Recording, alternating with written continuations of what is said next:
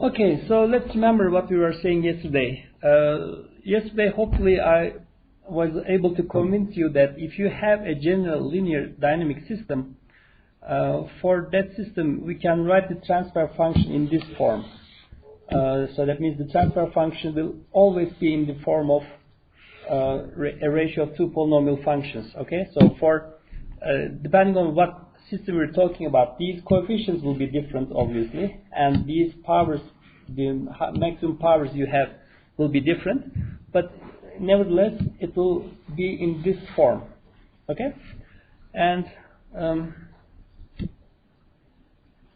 well, actually, before proceeding further, so let me show you this little note here, this little example on the main lecture notes.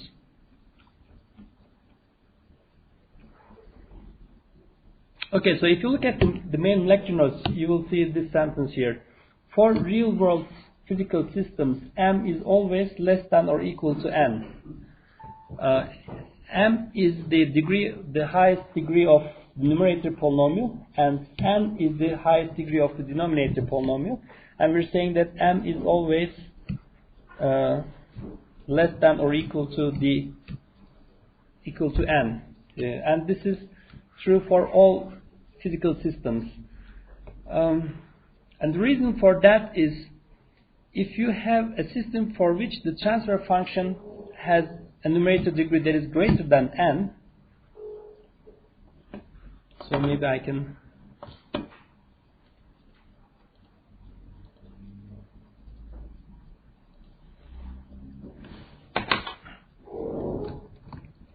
a transfer function with m greater than n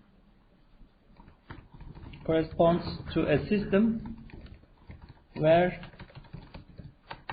the output of the system depends on future values of the inputs, which is impossible for physical systems.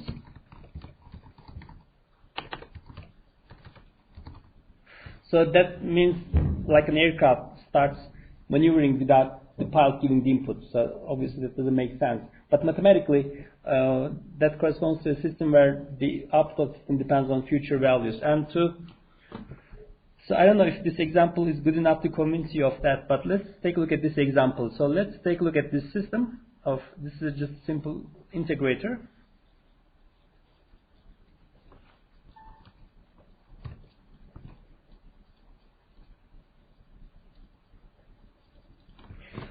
So our system is just a differentiator.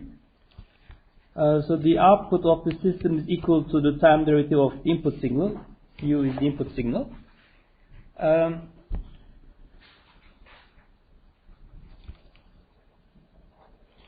So this is our system equation. And if you refer to the Laplace table, hopefully we will see that here.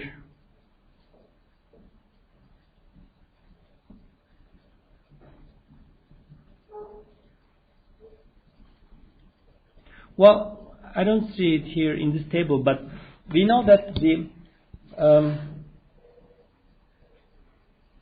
integrator corresponds to 1 over s term, and the differentiator corresponds to s term, right? So the transfer function for this system is gs is equal to s, okay?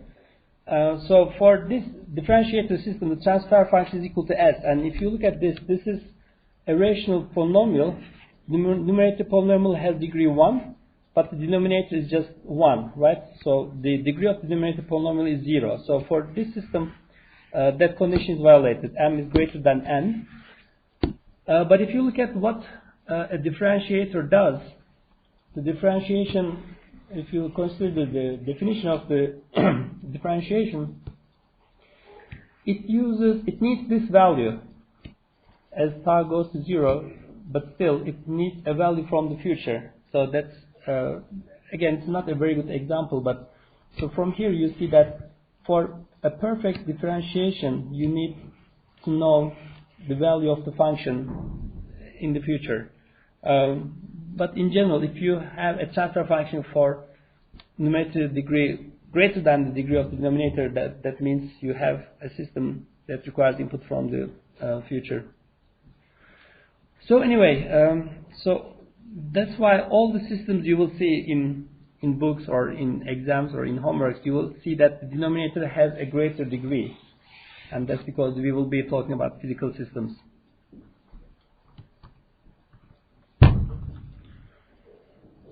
Okay, so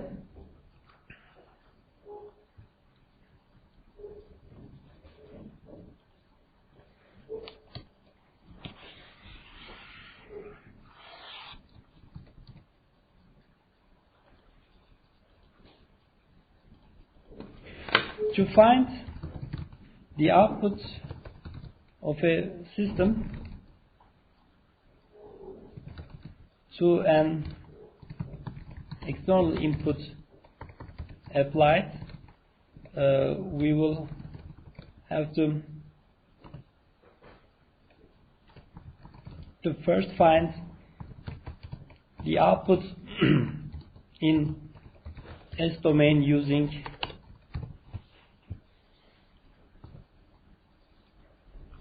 this relation, right? So we need to know the transfer function of the system. We need to know the input applied in S domain. Then through the multiplication of the two, we will find the output in S domain.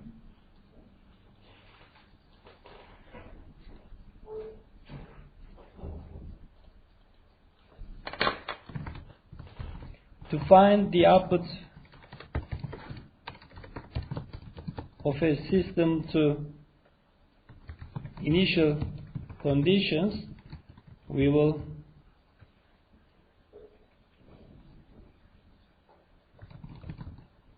have a rational function of S that looks like, it also looks like very much like this function, right? Even if it's the response to initial conditions, the denominator will still have a polynomial like that, and in the numerator,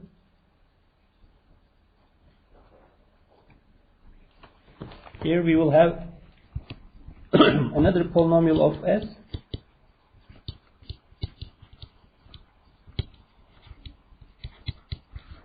that depends on initial conditions.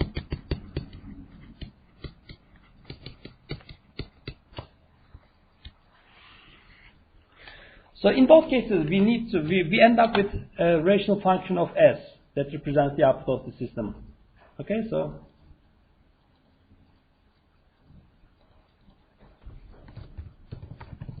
in both cases, we end up with a rational function of S. As for the output, and to obtain the output in time domain, we need to take the inverse Laplace transform of that function.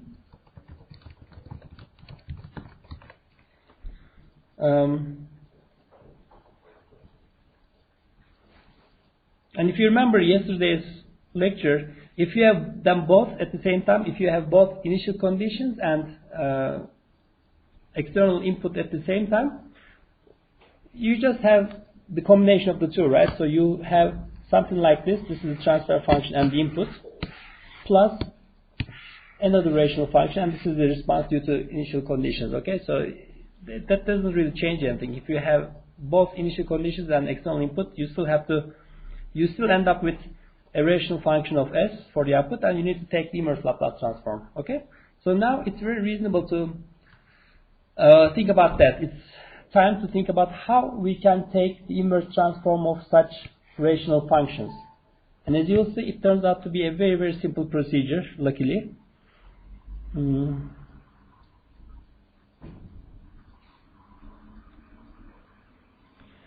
we use this operation called the partial fraction expansion of a rational function, and I'm sure you must have seen this procedure before.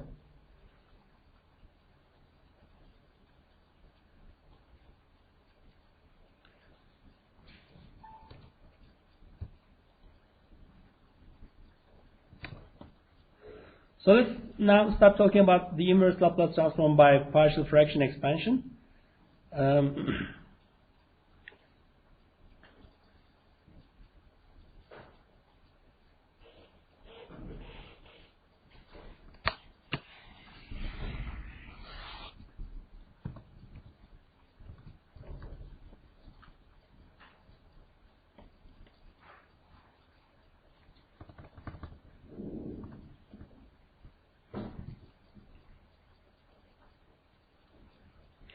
Okay, so this is the output of the function. Now we need to take the inverse Laplace transform of this function. And since the numerator is in the form of a polynomial, it has a certain number of roots, which we call the poles of this function, right? So let me just add that as a text here.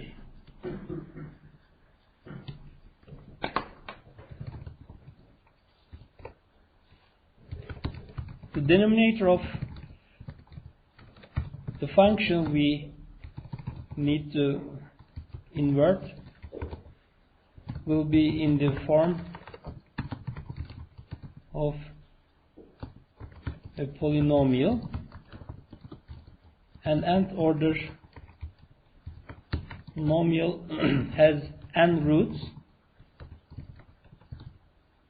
which we call the poles of the function.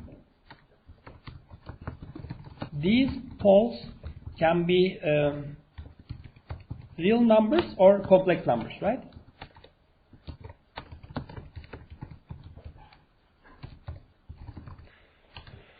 So if you consider a second order polynomial, for example, depending on the values of the coefficients, the poles can be complex numbers. But the good thing is, if you have a complex number, then it should be in the form of a pair. Okay, so you cannot have a complex number alone as a pole.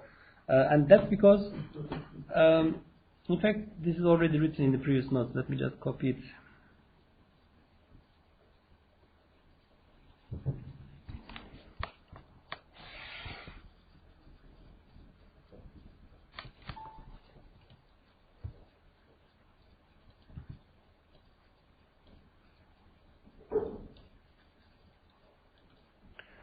So if you have a polynomial of order n, it has, and since all the coefficients are real, these complex roots are always in pairs, and the coefficients always have to be real, right? So these numbers will always be real numbers because they are physical properties of the system. Remember the transfer function from yesterday? They are in fact things like the mass of the system, right?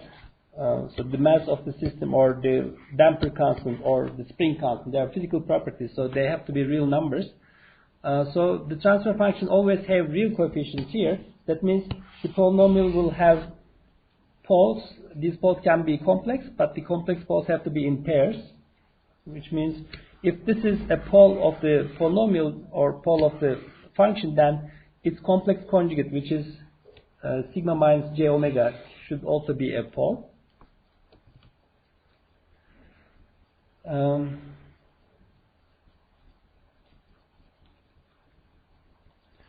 Okay, so what we do next is we take this nth order, or we take this rational function, and we write it as a summation of such terms. Okay, so this is equal to the this function here.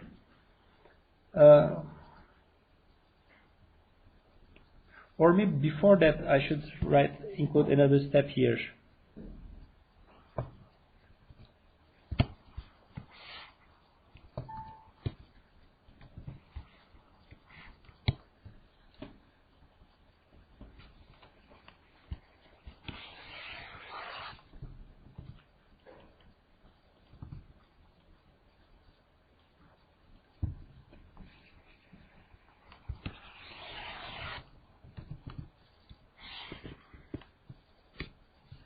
So I can take this denominator and write it as a multiplication of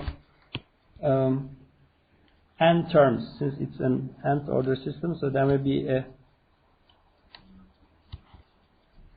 coefficient there, but I can write the rest as s plus s1, s plus s2, s plus s3,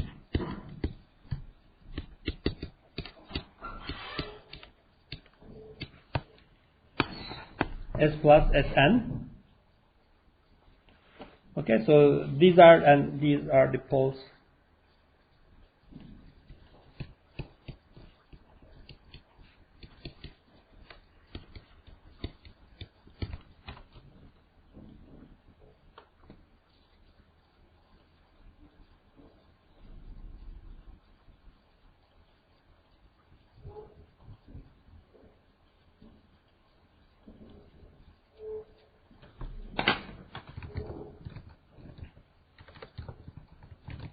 Then we can write the function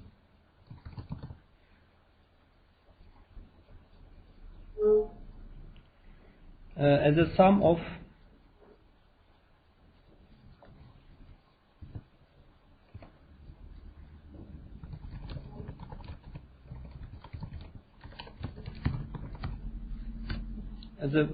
first order rational functions, as you see here.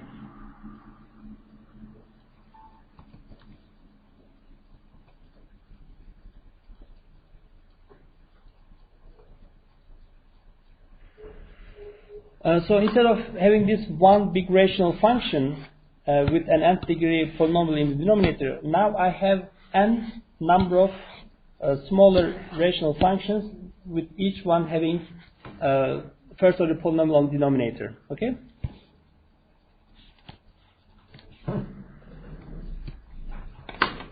And taking the inverse transform at this point becomes trivial.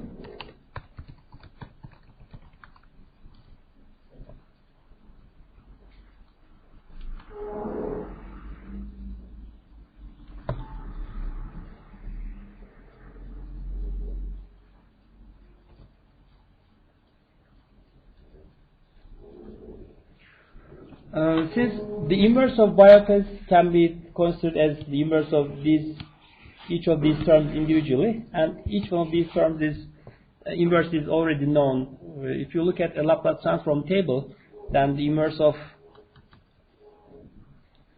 a term like this, we're talking about a term with a similar to this, is just an exponential term like that, right? So the inverse of this function is equal to the inverse of these individual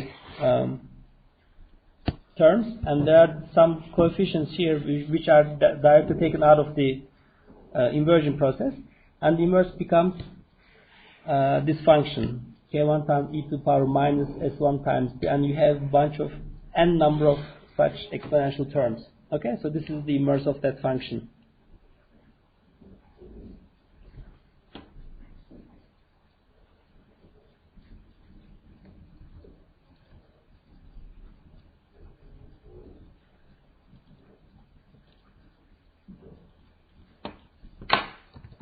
So if poles are all real numbers,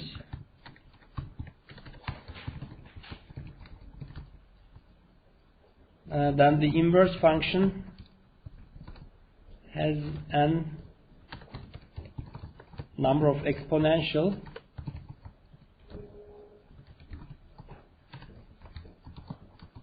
as shown above. If there are some complex poles,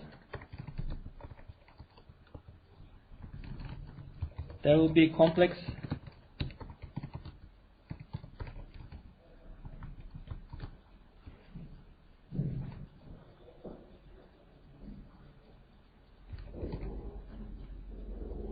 in that case you will have some complex exponential that will look like e to the power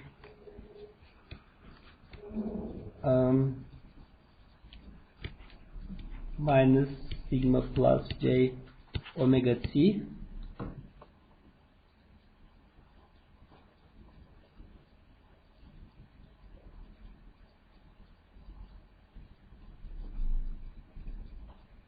But since the complex poles are always in pairs, the complex terms will somehow cancel each other out, and we will end up with some real functions, obviously.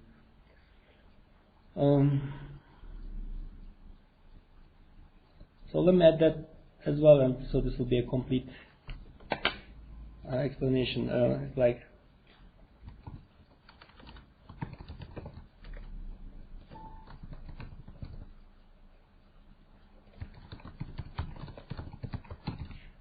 Euler theorem to complex exponentials, and since the poles are in conjugate pairs, actually imaginary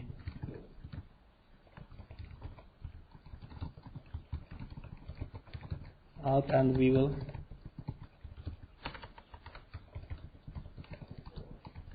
end up with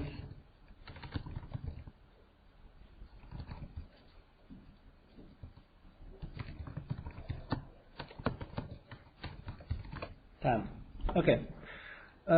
So now the question is, the only difficulty is to go from this step to this step, okay?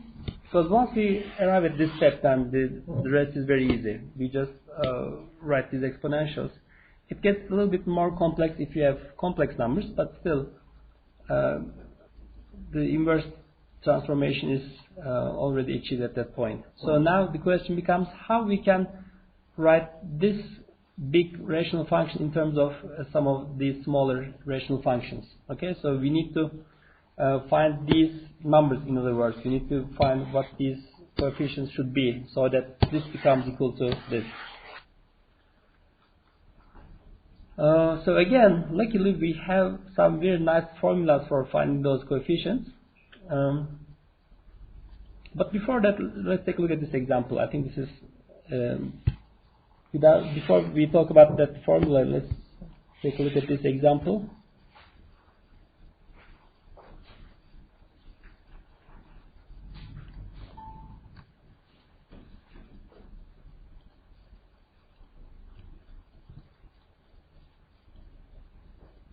So this is the spring mass damper system from previous examples. We consider some numbers.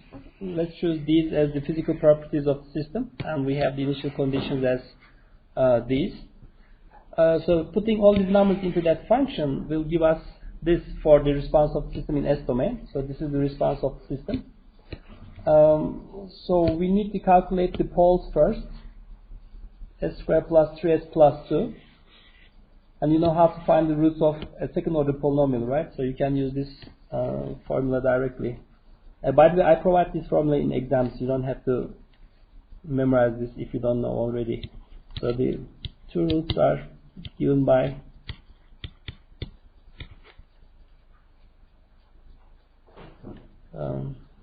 yanlış yazıyorum değil mi ya?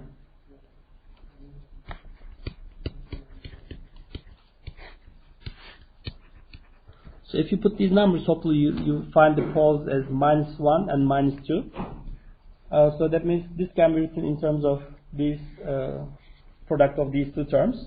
Then you can separate them into two. So we don't know these yet. So normally you don't know what this number should be and what this number should be. If you have a small function like this, then you can find those very easily, right? So if you have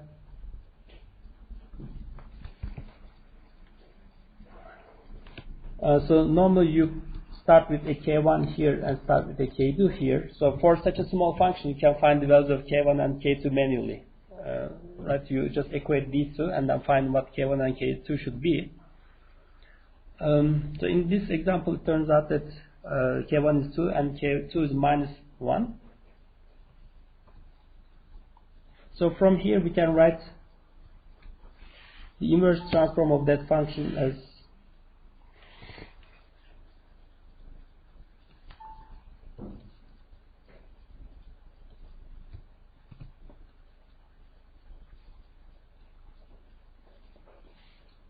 follows. So the inverse of this thing is 2 times e to the power -t, and the inverse of -1 over s plus 2 is minus e to power minus 2t. Okay. Well, an important detail here is once we find the inverse Laplace transform, we should always remember that this should be valid in the positive time range only. Since we are doing one-sided Laplace transformation, these functions are valid for positive values of t.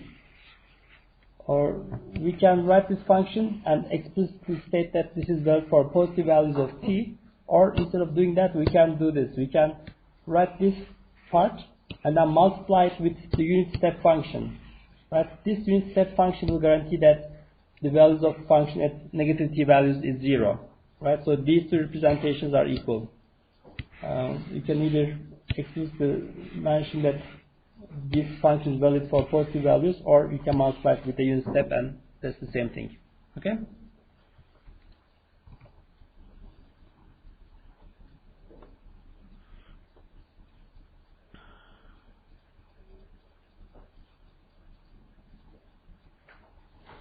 Okay, now let's talk about how we find these residues more systematically.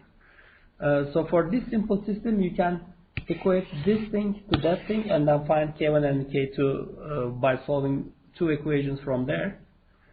But if you have a larger function with a greater degree, then finding the answer manually there is not that easy, right? You will have to solve a large number of equations simultaneously.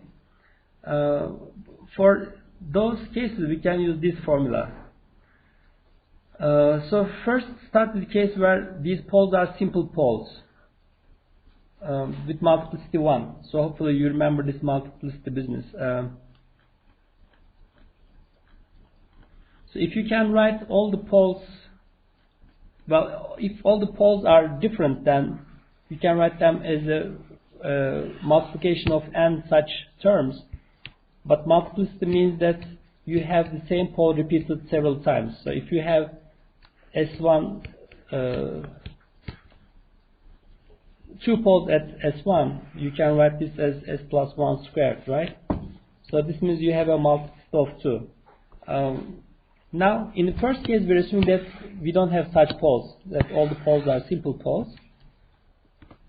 In that case, this is the formula to use. We find the value, the coefficient for that term using this formula. We take the function, multiply it with s plus si, and take the limit as s goes to si, and the number we get from here gives us the coefficient of that term. And these coefficients are, by the way, called residues. Okay? So we can apply this on the previous example. In fact, I think it's a different example. Anyway, it doesn't matter.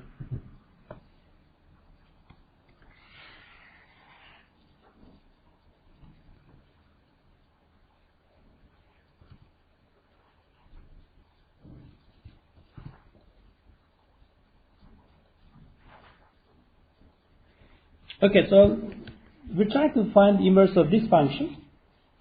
It's a third order function.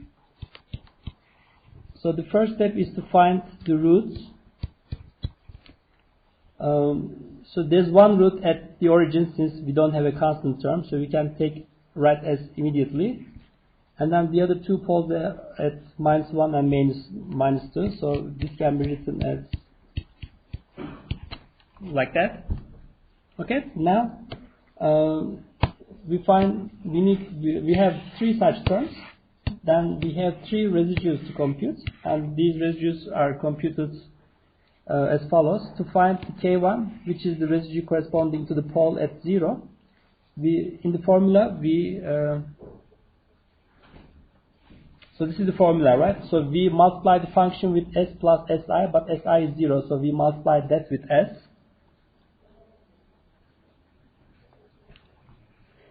So that s cancels this term, and we insert 0 for s. So that gives us a value of 1/2. For finding the residue corresponding to the pole at -1, we multiply this function with s plus 1. That cancels this term. And insert -1 for s. That gives us a value of -3. And the residue for the third pole turns out to be 5/2. So afterwards we can write the inverse of the function as this.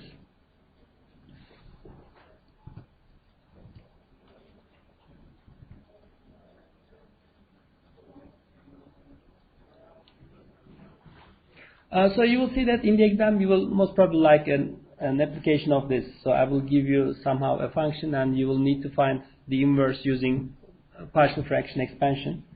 It's a straightforward question. You just need to be careful while calculating these coefficients. And even if you make an error in finding the correct number, you don't lose too much points. I just generally cut at most 10% of the question if you have calculation error. So this will be a very easy question. I hope most students to get the full grade for that question at least. Okay. So this is an important note. Let me just copy over to the other side.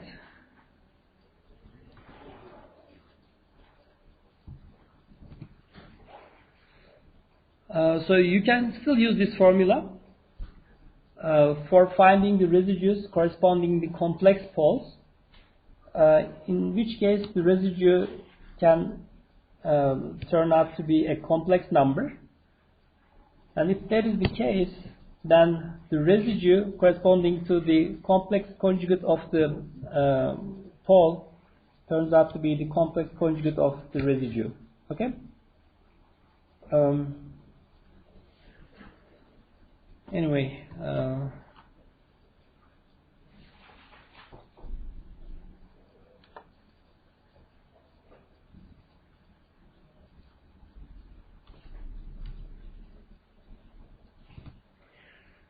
So let's take a look at the case when there are multiple poles. Okay, so this is a very common situation. A system or a function may have several poles at the same location, in which case you will have a term to the power r, where r is the multiplicity of that pole in your function. And when writing this in the form of a partial fraction expansion, then you write the expansion as follows. So note that if you have multiple poles, you don't expand it as follows. So this is not a correct expansion. You should be careful. So this is not equal to the following: k1 over s plus s1 plus ki over s plus si plus ki2 over s plus si, kir over s plus. So this is not how you do that. Okay, so if you have r poles, you don't write the expansion as follows, because this will be simply equal to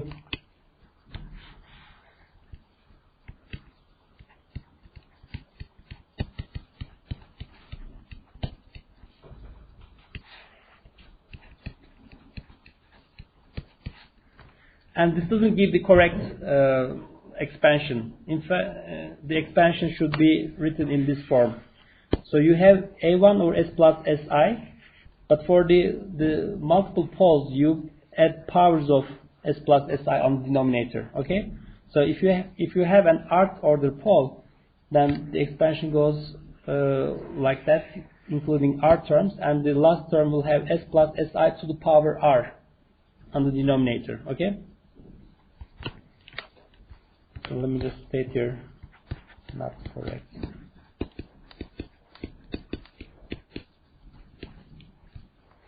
Okay, so in the case of multiple poles, then in addition to these residuals, you need to calculate the value of these a numbers. Okay. Well, we can use the same formula for calculating those residuals with a modification.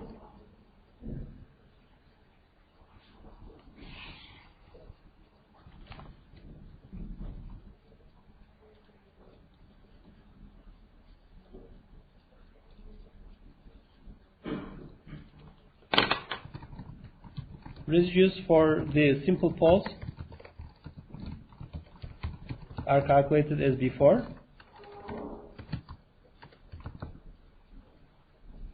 For the multiple poles, we use the following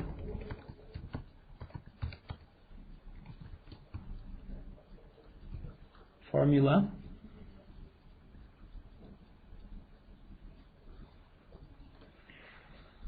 Okay, so you start with the residue for this, the highest order term, AR, and you calculate it using this relation. You multiply the function with s plus si to the power r, so this will eliminate all these terms on the denominator, and then you insert s minus si for s. You calculate AR, but for finding the other values, you use this relation. So you multiply it with this. So you take this thing and take the derivative of that term with respect to s for r minus 1. And for finding the following values, you keep differentiating this with respect to s, and then you need to insert this factorial term. So anyway, in the end, this is the formula you need to use to find the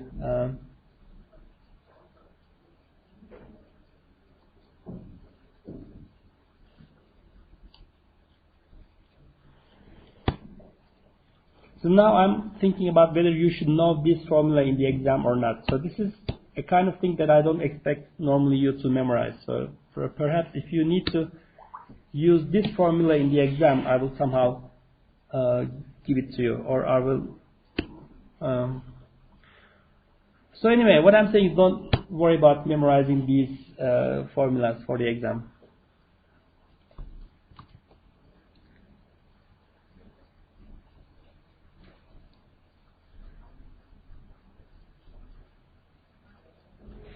Okay, so when you have such multiple poles, you will have powers of these terms in the function, and then the inverse of this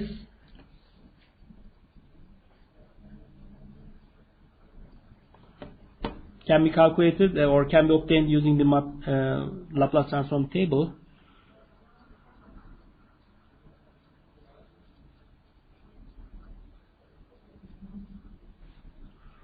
Okay, so you can use this property together with the complex shifting property to find the inverses of those functions.